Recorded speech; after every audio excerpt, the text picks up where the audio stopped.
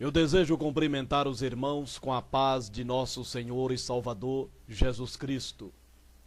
Eu dou graças a Deus por esta rica e gloriosa oportunidade que o Senhor me concede de nesta tarde, quase noite, poder estar aqui, poder encontrar-me à frente deste instrumento para mais uma vez trazer um vídeo mensagem, continuando a comentar a respeito da Escola Bíblica Dominical.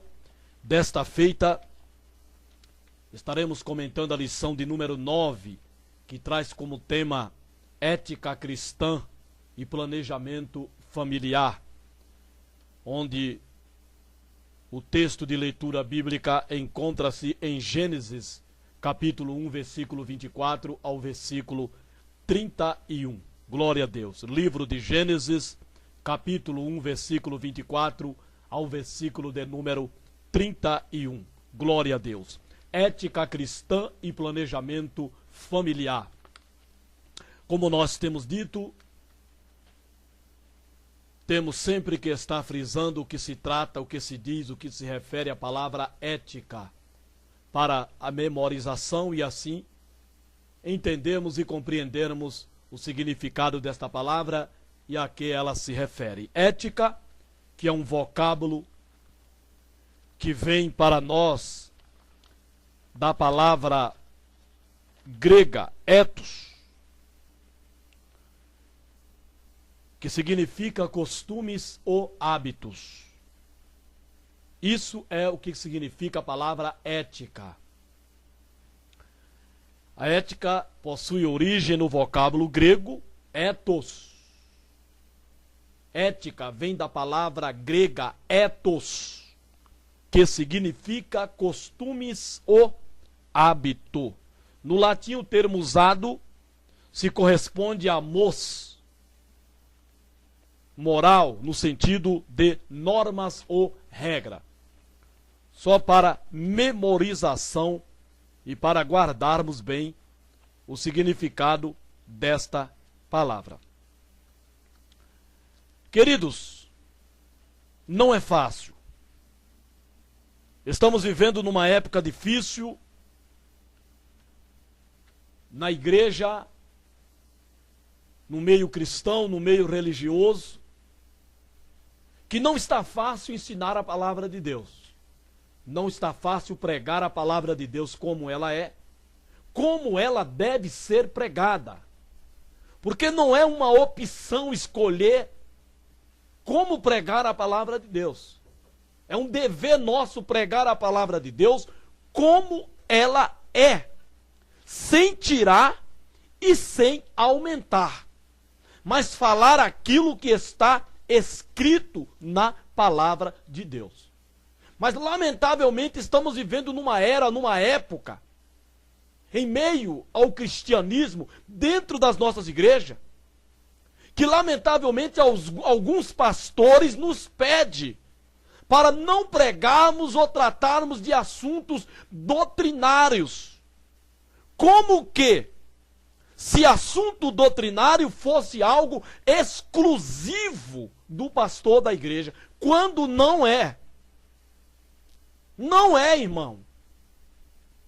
A Bíblia toda é doutrina. Depende de como se ensina. Depende de quem ensina. Paulo disse aos coríntios que quando vos ajuntais, olha aí, uns têm salmo, outros têm doutrina, outros têm revelação e assim por diante. Quando vos ajuntai, não há um dia específico e nenhuma pessoa específica para dar doutrina, para louvar, para ter revelação, não. É a quem Deus der. É a quem Deus conceder. Então eu entendo que quando o pastor dá uma oportunidade para alguém ser o pregador da noite, ele tem que confiar plenamente a esse pregador a liberdade para pregar a palavra de Deus, que é doutrinando, exortando ou edificando. Mas lamentavelmente, Os pastores estão impondo o que nós temos que pregar. Os pastores estão determinando o que deve ser pregado na igreja, nos cultos. Porque atribui-se a eles a responsabilidade de doutrinar a igreja. E isso não é verdade. Não é verdade. Há o dia, sim, específico do pastor doutrinar a igreja, no que tange respeito à disciplina de membros. A disciplina. A ensinar a respeito de algo. Mas no que tange a pregar, nos cultos, não se pode estabelecer tipo de mensagem e proibir que se pregue a palavra de Deus. Mas, lamentavelmente, o medo, lamentavelmente, muitos pastores não têm moral para pregar, então eles tiram a moral, quer tirar a moral de quem prega, eles não dão moral para quem prega, porque, lamentavelmente, muitos pastores se sentem inferiorizados quando um irmão sobe ao altar e prega sobre aquilo que o pastor deveria pregar, mas ele não tem coragem para pregar, porque lhe falta respaldo familiar ou porque ele não tem moral para isso.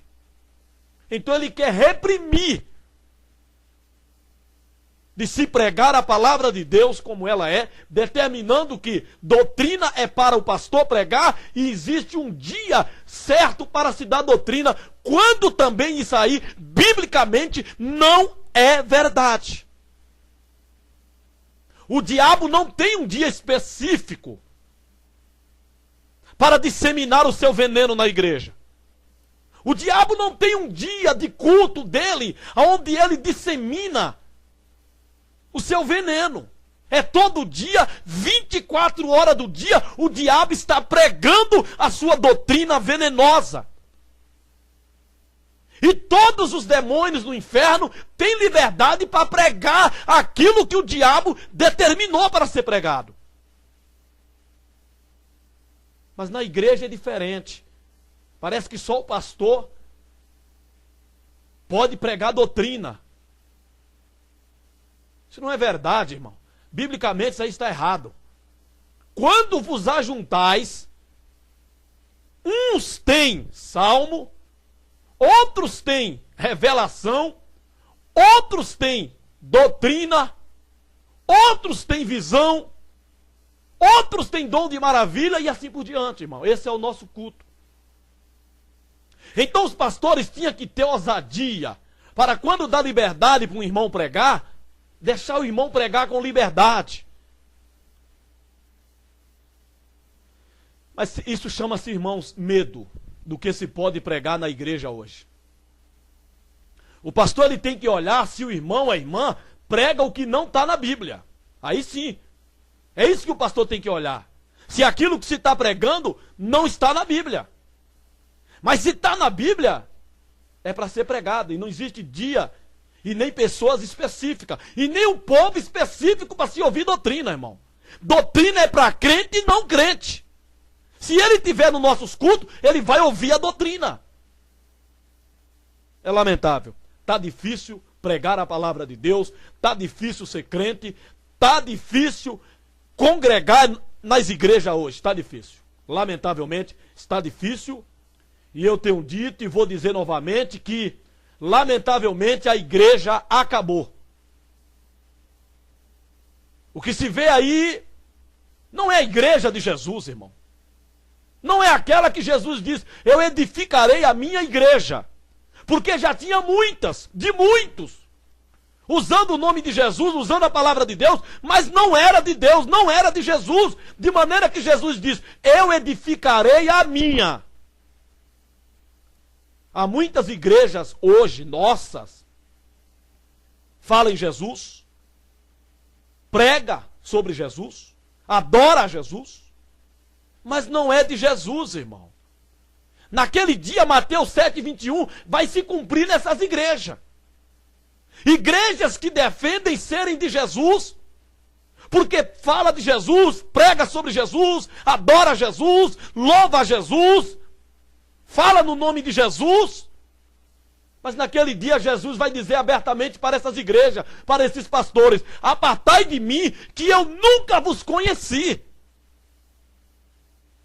E vão alegar então para Jesus ter feito milagres, maravilhas, ter falado em língua, ter expulsado o demônio. E Jesus vai dizer abertamente: fizesse isso em meu nome, mas eu nunca conheci vocês, vós que praticais o pecado. Ou seja, igrejas que falam em Jesus, igrejas que adoram a Jesus, igreja que prega a palavra de Jesus, igreja que faz milagre, faz maravilha, mas ela está envolvida no mundanismo. Ela está envolvida com as coisas mundanas.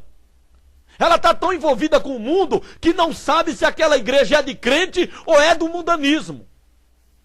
Não se sabe, não se dá mais para diferenciar os crentes dos não crentes. Os crentes estão tudo com a boca pintada nas igrejas, unhas pintadas, cabelos pintados, roupas indecentes e decorosas. Está difícil, irmão, saber hoje em dia qual é a igreja de crente. Está difícil. Porque quem vem do mundo para a igreja não precisa deixar a bagagem que vem. Porque os crentes estão com as mesmas bagagens mundanas dentro da igreja. Então aqueles que vêm do mundo para dentro da igreja não precisa largar a bagagem. Porque os crentes estão tudo de boca pintada na igreja, tudo de batom, tudo olho pintado, tudo cabelo pintado, parecendo Jezabel. Está difícil, irmão. Não está fácil pregar a palavra de Deus. Não está fácil pregar a palavra de Deus. Para salvar crente, não. Se for para mimar, se for para manter os crentes numa igreja para poder eles contribuírem, ofertarem e dizimarem, aí sim, mas para ir para o céu, com essas mensagens, com essas pregações que nós estamos vendo aí, que não salva nem mesmo os crentes dentro da igreja, quanto mais aquele que nos visita, aqueles que cultuam conosco para ouvir uma palavra. Está difícil, irmão, lamentavelmente. Ética cristã e planejamento familiar. Esse é o assunto a ser abordado aqui, nessa oportunidade. Para o louvor e para a glória e honra do nome de Jesus. Os filhos são heranças do Senhor e o fruto do ventre, o seu galardão. Olha que coisa maravilhosa. Isso é o Salmo 127, no verso 3. Os filhos são herança do Senhor. E o fruto do ventre, o seu galardão. Olha que coisa. Nossos filhos é do Senhor, irmão. Não são nossos. Deus nos deu para criarmos. Para Ele. É dele. Então o fruto do ventre é o galardão que Deus nos dá. Da união conjugal, unido pelos laços do casamento, de um homem e de uma mulher e de um homem. Nunca de dois homens, nunca de duas mulheres, pois jamais terão esse galardão no seu ventre. Pois homem com homem não gera, mulher com mulher não gera, homem com mulher gera, mulher com homem gera. Então dois homens, duas mulheres não podem ter galardão da sua união. Porque os filhos é galardão que Deus nos dá. Porém, eles são herança de Deus. Criamos para Deus. Gerar filhos ou não é só uma questão de planejamento familiar, mas um encargo que abrange a obediência aos desígnios divinos para a família. Glória a Deus. Bendito seja o nome do nosso Jesus. O casamento no plano divino pressupõe o nascimento de filhos. Nele estão inseridos a criação dos filhos, o sustento deles e todo o cuidado indispensável para o desenvolvimento humano. No casamento. Isso está dentro do casamento, que é um plano divino. Casamento não é uma escolha humana. Casamento foi um plano de Deus para o homem e para a mulher. Para uma mulher e para um homem. Casamento é uma instituição divina. Não pode ser tratado como um mero contrato, com possibilidade de quebrar, de rasgar. Não. Casamento é algo eterno. Casamento é um plano divino, que nele está o nascimento dos filhos, a criação dos filhos, o sustento deles e todo o cuidado indispensável para o desenvolvimento humano. Por conseguinte, dentre outros deveres do casal, homem e mulher, mulher e homem, porque lamentavelmente hoje essa palavra casal está sendo atribuída a dois homens, está sendo atribuída a duas mulheres, onde já se viu. Chamar dois homens de casal, chamar duas mulheres de casal, isso fere até mesmo a palavra. Porque a palavra casal refere-se a um macho e uma fêmea, a uma fêmea e um macho. Dois homens é uma dupla, duas mulheres é uma dupla, e nunca um casal. Mas lamentavelmente hoje se atribui essa palavra casal quando dois homens resolvem se unir, como homem e mulher. Quando duas mulheres se resolvem a se unir, como homem e mulher. Aí dão a eles esse nome de casal. Mas é dupla, não tem nada de casal ali. São duplas de homens, duplas de mulher.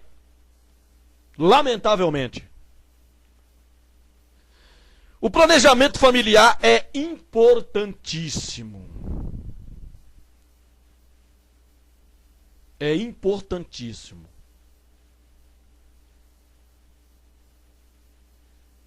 Não é planejamento familiar, mas procedimento de políticas demográficas com o objetivo de diminuir ou até mesmo impedir o nascimento de criança.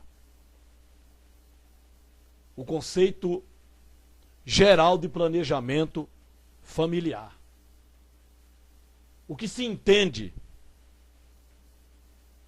sobre planejamento familiar? O que é um planejamento familiar? E, lamentavelmente, o controle de natalidade imposto pelos governantes em determinados países tem isso como um planejamento familiar, mas não é. Não é. Controle de natalidade não é planejamento familiar. Não é, irmão. Você controlar a natalidade, o nascimento de crianças, não é um planejamento familiar. Planejamento familiar é aquilo que Deus planejou. Enchei a terra, frutificai, multiplicai. Mas, lamentavelmente, alguns governantes querem impor um determinado controle sobre o planejamento familiar de algumas pessoas, onde eles determinam o número de filhos que se pode ter. Lamentavelmente. E quer atribuir isso a um planejamento familiar, mas não é. Isso não é planejamento familiar. De maneira nenhuma. Mas não passa de um procedimento de políticas demográficas com o objetivo de diminuir ou até mesmo impedir o nascimento de criança. Isso é o diabo trabalhando. para tentar fazer com que o plano de Deus para a família seja minguado, não seja levado avante. Tais medidas são adotadas pelos governos totalitários para refrear o aumento da população de um país. Governos que eles que determinam, eles que mandam, eles que ditam, onde não se tem liberdade nem mesmo para planejar uma família. É o governo quem planeja, ele é quem determina. Lamentavelmente. Nesse caso, regular o número dos filhos é visto como solução para erradicar os níveis de pobreza, bem como alternativa para a preservação do meio ambiente e o melhor uso dos recursos naturais. É isso que os governantes dizem que o controle de natalidade faz. Quando não se tem muito filho, as coisas são preservadas, são controladas. Lamentavelmente. Lamentavelmente. Por ordem do Estado, o número de filhos é limitado à revelia da vontade do país, e não da vontade do casal, não da vontade do marido, não da vontade da esposa, mas da vontade do país. Ou seja, dos pais. A revelia da vontade dos pais. Retificando aqui, não do país, dos pais. O Estado impõe o limite de filhos quando os pais queriam ter os filhos que eles achassem que suas condições cabiam. Mas, lamentavelmente, o Estado limita e determina o número de filhos que determinado casal pode ter. Isso contrariando totalmente a vontade dos pais. Há pais que quer ter 2 filhos, mas o governo determina que só pode ter 1. Lamentavelmente. Para esses fins são utilizados métodos contraceptivos e até a esterilização permanente, para que as pessoas não tenham mais filho. Teve 1, aí vai lá então e esteriliza, para não ter mais filho. Tem um filho, mas não quer esterilização, usa os anticoncepcionais para impedir a gravidez e o nascimento dos filhos. Em países totalitários, ocorrem denúncias do uso do aborto. Olha que coisa. E até do infanticídio. Morte dos bebês. Como soluções para o controle de natalidade. A pessoa acabou engravidando, ela sabe que o governo proibiu, a pessoa então aborta. Com medo do governo, ela provoca um aborto, matando o seu próprio filho. Ou então, quando ele já nasceu, a pessoa mata. É lamentável. É o caso de Faraó, o caso de Herodes. Ali foi um verdadeiro infanticídio. Morte dos infantis. Quando o Faraó determinou que todos os filhos homens dos hebreus fossem mortos. Onde o rei Herodes, o grande, para matar o menino Jesus, com seu pavor de que ele seria rei, mandou matar todas as crianças de 2 anos para baixo. E há muitos governantes que fazem isso. Ordena a morte dos infantis, dos bebês. Para controlar assim a natalidade no seu país.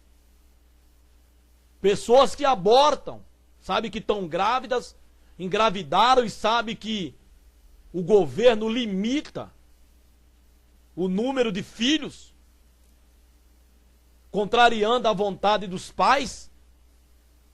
Então eles, de comum acordo, marido e esposa, eles provocam um aborto matando o seu filho. É lamentável, irmão, mas é a realidade da vida. É o que se vive hoje. Tristemente. Mas Deus um dia pedirá conta de tudo isso, irmão. Deus trará juízo. Todos esses crimes, todos esses pecados criminosos que se cometem em meio à sociedade, às escuras, às escondidas, Deus vai pedir conta. Tenha certeza disso. Tenha certeza disso. Deus pedirá conta de tudo. Diferente do controle de natalidade, o planejamento familiar, que consiste em evitar o nascimento dos filhos por meio do controle estatal, isso no caso do controle de natalidade, pois é o controle de natalidade que consiste em evitar o nascimento dos filhos por meio do controle estatal. O planejamento familiar já é diferente. A proposta do planejamento familiar é a de instituir a paternidade e maternidade responsável. É a de instituir a paternidade e maternidade responsável. Isso é o planejamento familiar. Quando se planeja uma família. Então se institui a paternidade e maternidade. Os responsáveis. Trata-se de uma decisão voluntária e sensata por parte dos pais. De ter um filho, de terem 2 filhos. Ou até de não ter filho. Os 2 de comum acordo resolvem em não ter filho.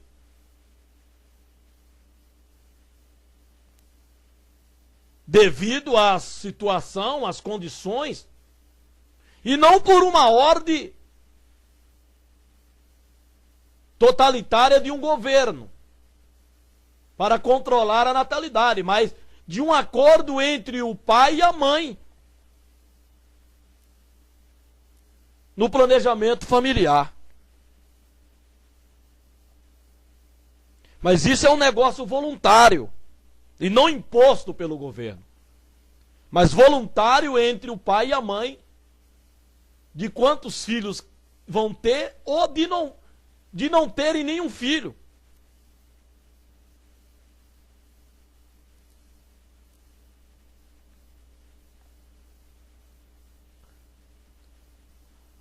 O bom é que tenha os filhos com dignidade.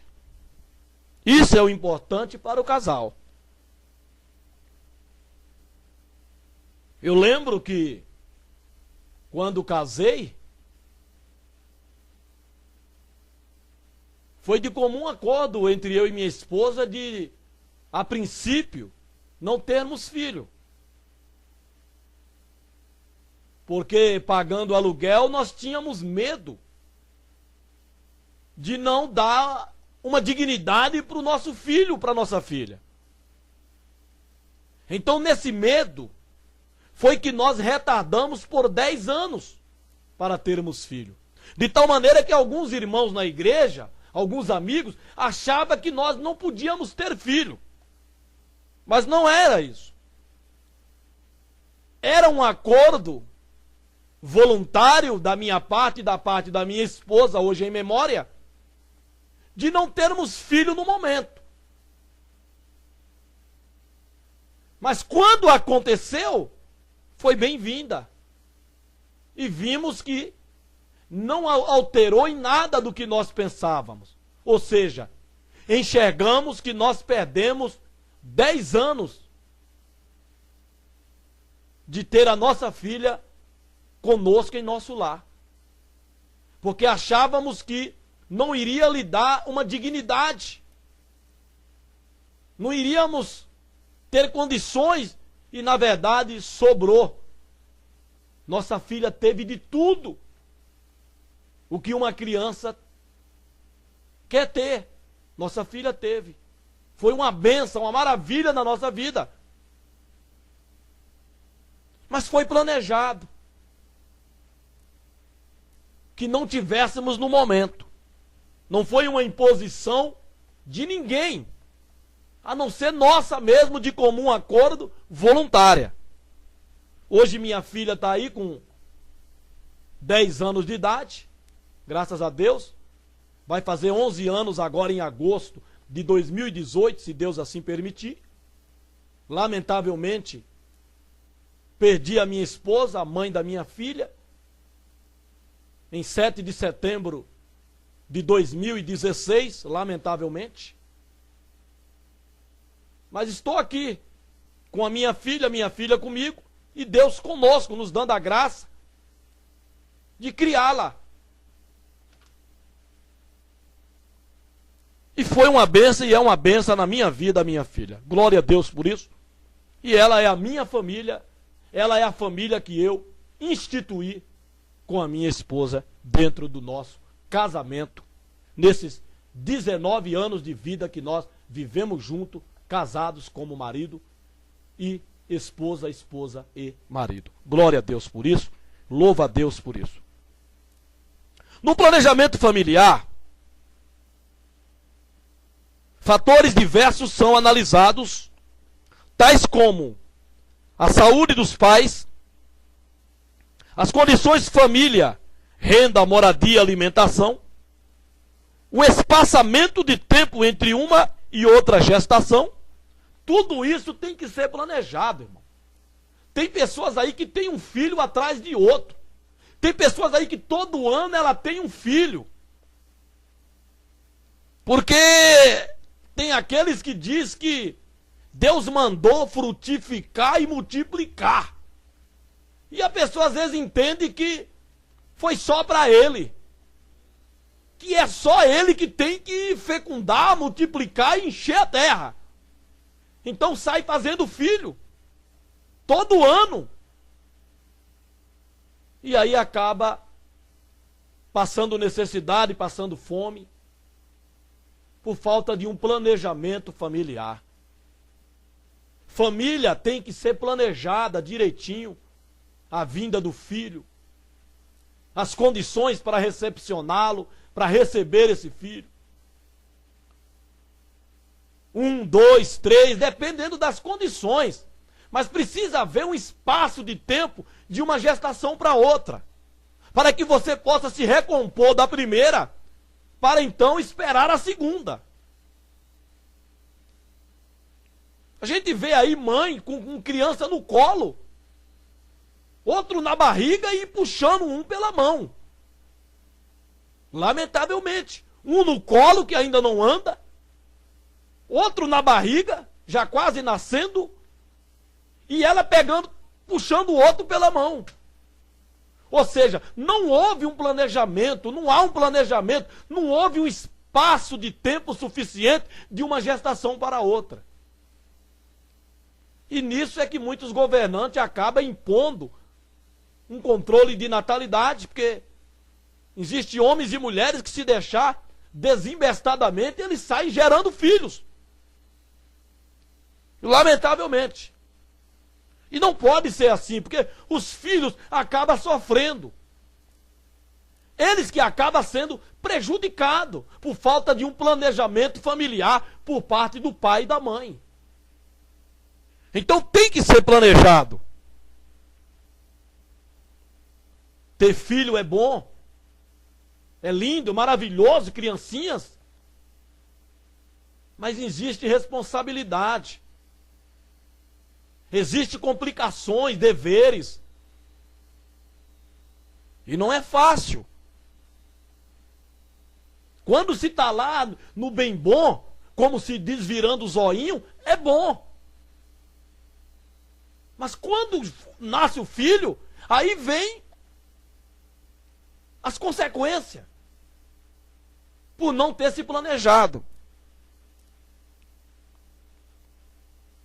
No contexto cristão, quanto ao número de filhos, o casal deve buscar orientação divina por meio da oração, submeter-se à direção do Espírito Santo e levar em conta o bom senso. Veja bem, levar em conta o bom senso, né, irmão? Você não pode, só porque somos crentes, sair por aí, né? Mas temos que levar em conta o bom senso da palavra de Deus. Quando ela diz aqui, Romanos 14, versículo 21, né? Bom é não comer carne, nem beber vinho, nem fazer outras coisas em que teu irmão tropece, ou se escandalize, ou se enfraqueça. Tem tu fé? Tem na ti mesmo diante de Deus. Bem-aventurado aquele que não se condena a si mesmo naquilo que aprova. Mas aquele que tem dúvida, se come, está condenado. Porque não come por fé. E tudo que não é de fé é pecado. Então tá aí. O comentarista colocou esse versículo falando do bom senso no planejamento familiar. Não é porque você pode ter filho que você vai sair fazendo. Não. Precisa ser comedido, cabeceado, planejar, ver o espaço de tempo de um para o outro, as condições. E assim, tudo vai bem no planejamento familiar. O planejamento familiar, desde que não seja feito por meio de aborto e meios abortivos, não contraria a palavra de Deus. Entendeu, irmão? O planejamento familiar, desde que não seja feito por meio de aborto e meios abortivos, não contraria a palavra de Deus. A de frutificar e multiplicar. Porque após criar o primeiro casal, Deus o abençoou e disse: frutificai e multiplicai-vos e enchei a terra. Mas Deus não quis dizer, irmão, para sair fazendo filho desembestadamente, sem um planejamento. Não. Precisa ver as condições.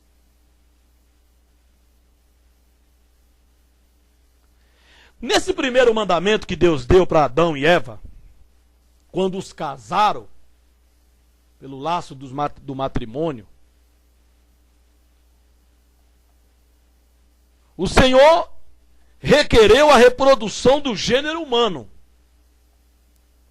Após o dilúvio, Noé e seus filhos também receberam o mesmo mandamento acerca da procriação.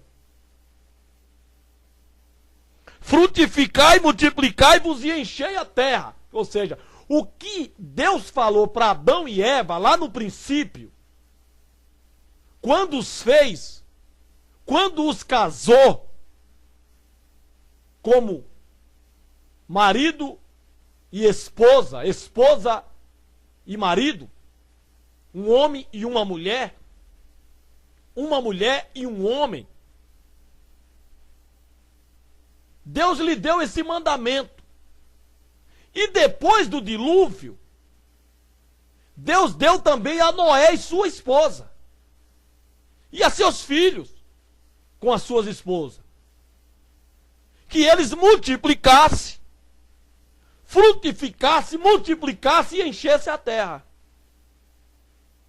Uma vez que ela foi destruída, matando todos, ficando apenas 8 pessoas, Noé e sua família. Então agora coube a Noé e a sua família frutificar, multiplicar e encher a terra. Note que essa é uma ordem universal direcionada às gerações pré e pós-dilúvio, diluviana. Repare que Deus não especificou qual seria o fator multiplicador, nem quantos filhos deveria ser gerado por cada família. Aí é que é o interessante observar, irmão. Que Deus não determinou, Ele não impôs o número de filhos que Adão tinha que ter. O número de filhos que Noé tinha que ter. Não. Ele só disse, frutificai, multiplicai e enchei a terra.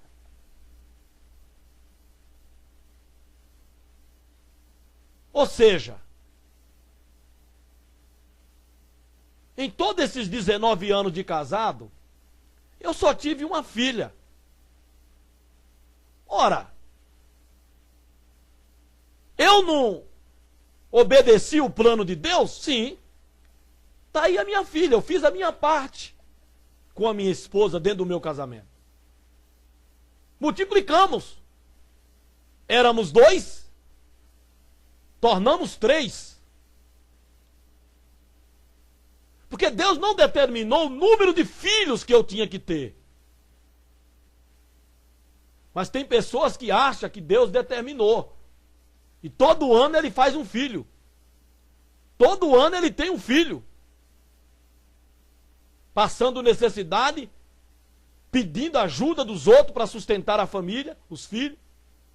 Os filhos padecendo, lamentavelmente, por falta de planejamento dos pais.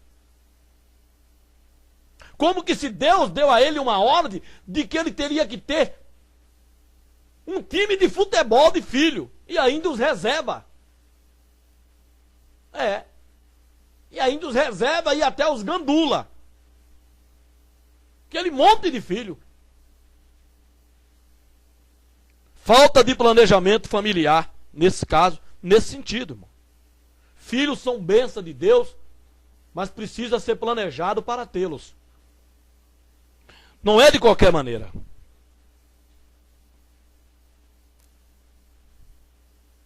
Além disso, o propósito do mandamento é único.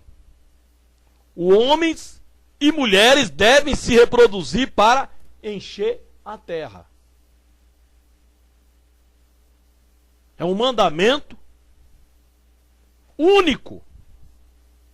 Homens e mulheres. Não é 2 homens, nem 2 mulheres. Porque, como eu disse, 2 homens não gera. 2 mulheres não gera. 2 homens não constituem família. 2 mulheres não constituem família. Família é quando você, um homem e uma mulher, dentro do casamento, gera um filho do seu ventre. Aí é sua família. Aí foi gerado por você. Aí é o galardão do seu ventre. Que Deus deu para a mulher e para o marido. Galardão, prêmio. Dentro do casamento. Que é herança de Deus. Deus depois vai tomar. Porque é dele. Nossos filhos é de Deus. Mas a ordem, o mandamento, que é único, é homens e mulheres que devem reproduzir para encher a terra. Na antiga aliança, a fertilidade era vista como uma dádiva. Olha que coisa.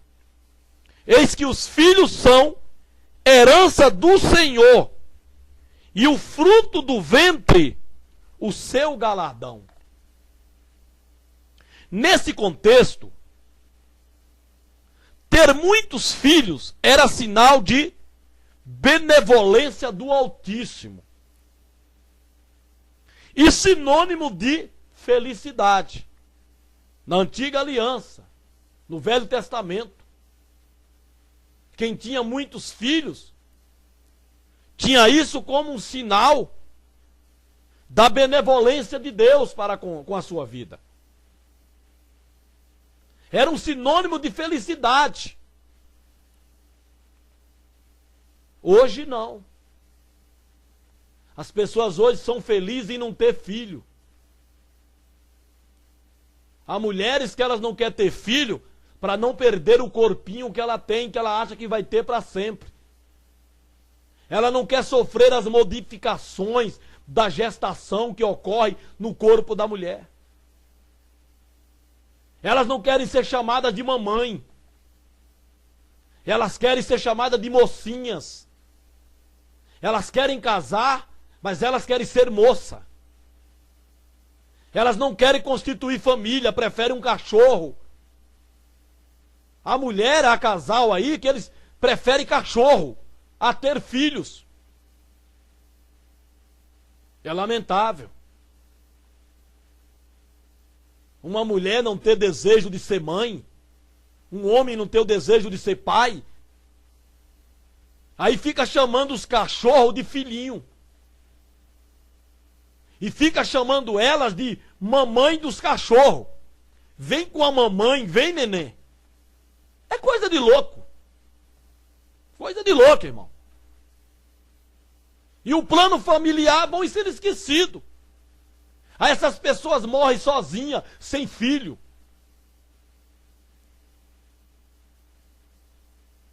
Quem não já viu, quem não já ouviu?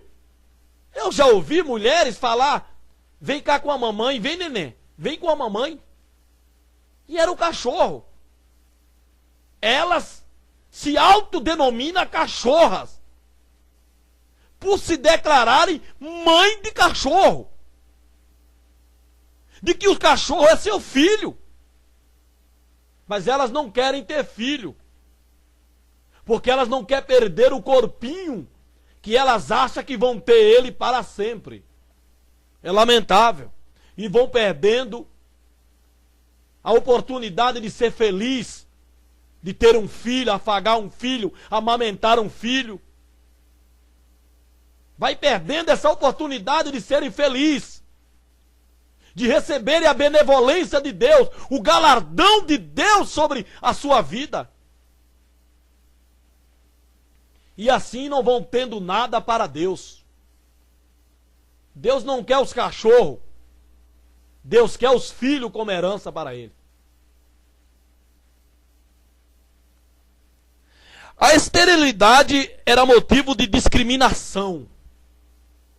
Uma mulher estéril, um homem estéril, antigamente, sofria alta discriminação. Eram discriminados. Eram tidos até como uma pessoa que estava amaldiçoada por Deus, por não ter a possibilidade de gerar em seu ventre, em seu útero, um filho.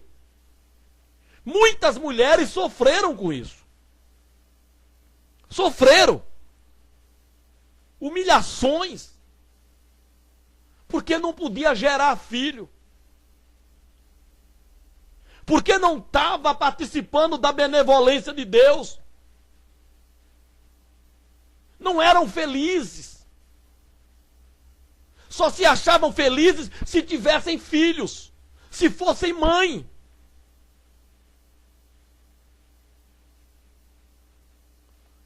Então a discriminação e a esterilidade, além da discriminação, ela provocava desavença.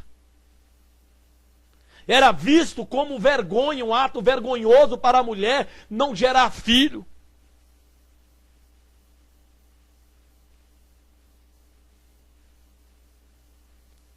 E em contraste a essa cultura, as esposas dos patriarcas foram estéreis e sofreram muito, até que Deus lhe abriu a madre. Sara concebeu na velhice, com 90 anos, e gerou apenas um filho, Isaque. Orou pelo ventre de Rebeca. Isaque orou pelo ventre de Rebeca, e ela gerou 2 filhos, Jacó e Esaú. Após anos,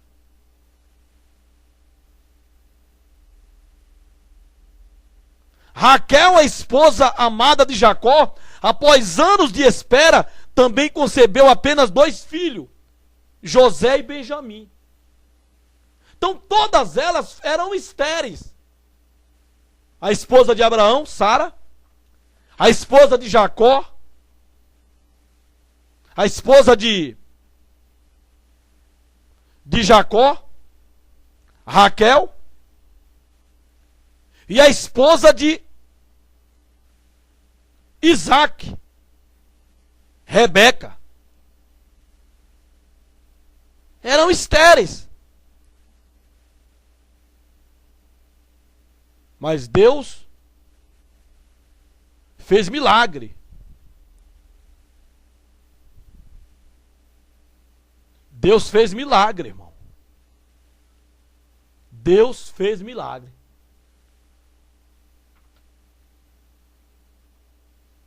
Deus fez milagre na esposa de Abraão, Sara, na esposa de Isaque, Rebeca, e na esposa de Jacó, Raquel. Deus fez milagre na esterilidade dessas 3 mulheres, dos 3 patriarcas. Deus continua a fazer milagre. Nós é que não cremos o suficiente para tais milagres acontecer, irmão. Não temos essa fé, esse poder de Deus abrir a madre, Deus tirar a esterilidade. Não temos. Aqui, principalmente no caso dos patriarcas, podemos perceber a intervenção divina, bem como o fator de multiplicação de família para família. Deus interviu aqui. Ele interviu no caso de Abraão, no caso de Isaque e no caso de Jacó, para a multiplicação da família.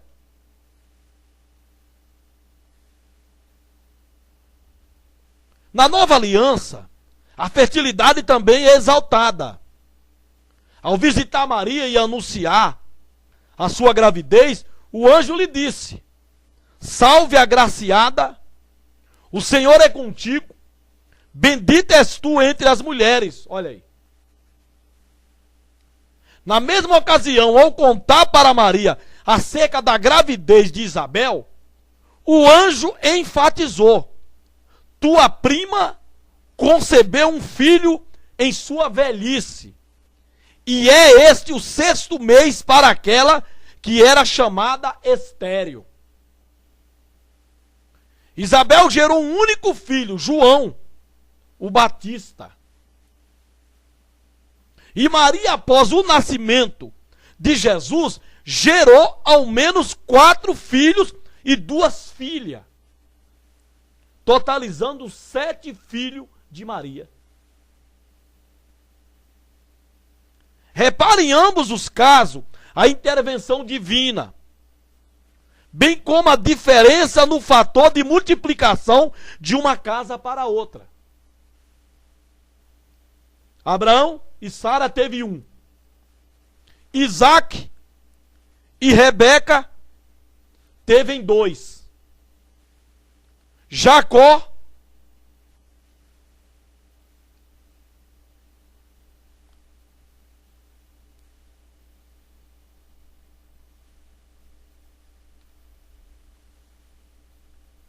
Jacó teve 12.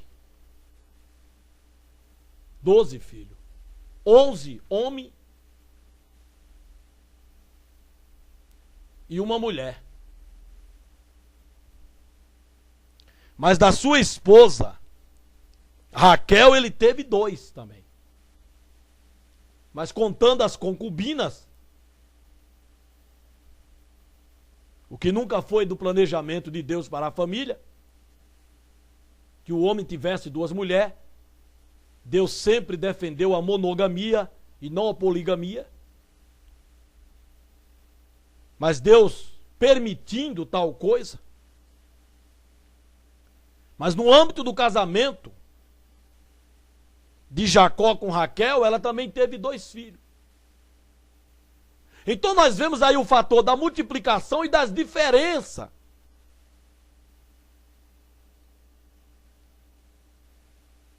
No caso da multiplicação. Quem se opõe ao planejamento familiar considera a limitação do número dos filhos uma desobediência ao mandamento de procriação.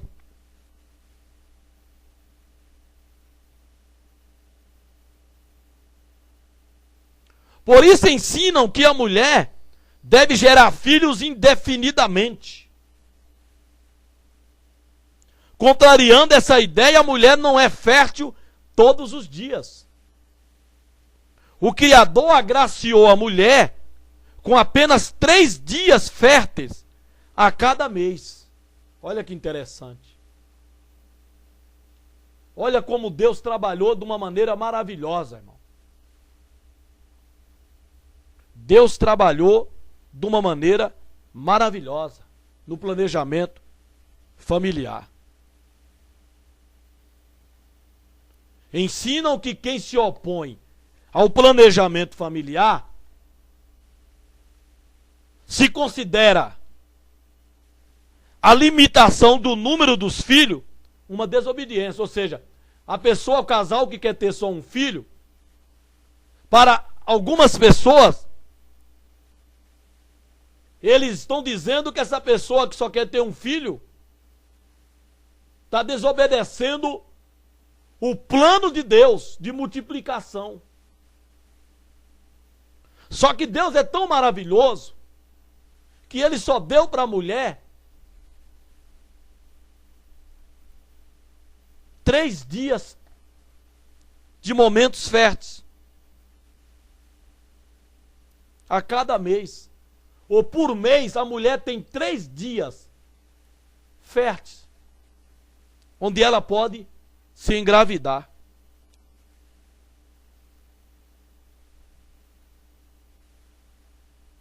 Mostrando que a mulher não tem o dever de gerar filhos a vida toda.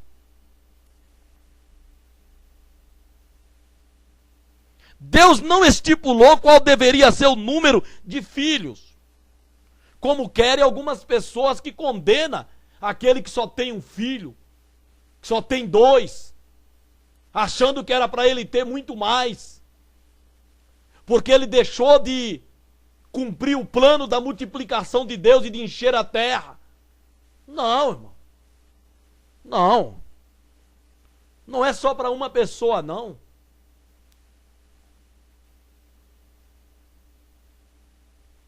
Portanto, o mandamento de multiplicação é cumprido quando o casal gera um filho. Meu caso, eu cumpri com a minha esposa, gerando uma filha. Então eu cumpri o mandamento de Deus de multiplicar.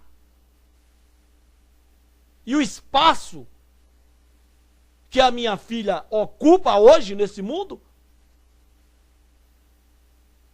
é o que ela encheu na terra. Ela encheu aquele espaço. Aí vem outro com o seu e assim por diante.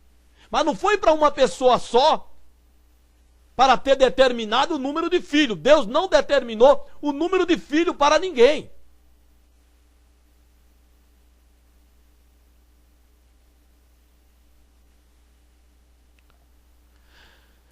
Então, quando o casal gera um filho, ele está cumprindo um mandamento. Pois eram 2 pessoas e agora passaram a ser 3. Deve-se também entender que a ordem de procriação é geral e não específica a uma pessoa. É geral, para o mundo inteiro, para todo mundo. Não foi só para Adão, mas para aqueles que viessem de Adão. Não foi só para Noé, mas para aqueles que Noé gerassem. Era também para ele. Foi para mim e a minha esposa, e depois vai ser para minha filha, e assim por diante. Mas não foi para uma pessoa, é geral, universal. A ordem de multiplicar, frutificar e encher a terra. É geral. Deus ordenou a reprodução da raça humana, não a reprodução de cada pessoa. Do contrário, o solteiro e os viúvos, os eunucos e os casados estéreis estariam em pecado. Está vendo? E se fosse pecado não procriar, até a privação sexual voluntária, autorizada nas Escrituras, estaria em contradição. Desse modo, o fator de multiplicação depende da vontade do Senhor para cada família. Quem tem filho, amém. Quem não tem, amém. Quem tem um, amém. Quem tem dois, amém. Mas todos estão contribuindo para o planejamento familiar estabelecido por Deus na ordem geral para todos. E não especificamente ou determinando o número de filhos que se devia ter. Mas que cada um cumprindo a sua parte, povoando assim a terra. Planejar não é pecado. Cristo falou positivamente do planejamento do construtor e do rei guerreiro. O pecado está na presunção em não pedir a aprovação divina para o projeto. O cristão deve aconselhar-se com Deus para tomar qualquer decisão. Nossas motivações devem ser apresentadas ao Senhor em oração e devem ser desprovidas de vaidade e de egoísmo.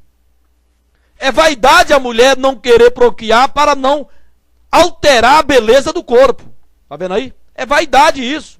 É pecado. Bem como é egoísmo do homem não gerar filho para fugir da responsabilidade. Pecado também, estão pecando. Se esse for o pensamento do planejamento familiar para não ter filho. Há pessoas que dão amor para o cachorro, em vez de dar para um filho.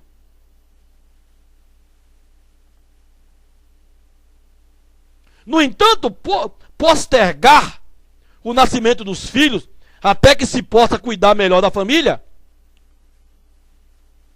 limitar o número dos filhos para que se possa criá-los com dignidade e espaçar o tempo de nascimento entre um e outro filho para melhor acolher mais uma criança, não são pecado. Glória a Deus, não são pecado. Se você planejar nesse quesito. E não por uma questão estética. Não porque não quer ter responsabilidade para criar o filho. Não. Nesse caso aí você está pecando, é egoísmo, é vaidade, mundanismo. Mas se for nesses termos, para melhor atender o próximo que vier, planejar não é pecado. Não é pecado de maneira nenhuma. Pois as Escrituras ensinam que o homem deve cuidar bem de sua família. Para tanto, sempre se faz necessário consultar a vontade soberana do Senhor em tudo. Glória a Deus. O homem não peca pela simples limitação ou espaçamento do nascimento de seus filhos. Ele comete pecado quando suas motivações são presunçosas e utilitaristas. O cristão que consulta ao Senhor e aceita a vontade divina na limitação do número de seus filhos é abençoado em toda a esfera de sua família. Todavia, ele rejeita por completo o aborto e os meios abortivos no planejamento familiar. Glória a Deus. Bendito seja o nosso Deus. Nós condenamos sim o aborto e o abortivo para o planejamento familiar. Ou seja, aborta para não ter o filho. Isso é pecado. Então que Deus possa nos abençoar por mais esta maravilhosa lição que nos ensina sobre o planejamento familiar estabelecido por Deus dentro do casamento. Glória a Deus. Que Deus possa abençoar a cada um, que Deus possa nos abençoar e assim nos ater a cuidar das nossas famílias com amor, dedicação e orar a Deus uns pelos outros, pelas famílias, para que todos sejam assim abençoados, porque todos somos participantes nesse planejamento familiar que Deus planejou para a humanidade, para assim frutificar, multiplicar e encher a terra. Glória a Deus por isso, e a Ele seja a honra, a glória e o louvor para todos sempre. Amém.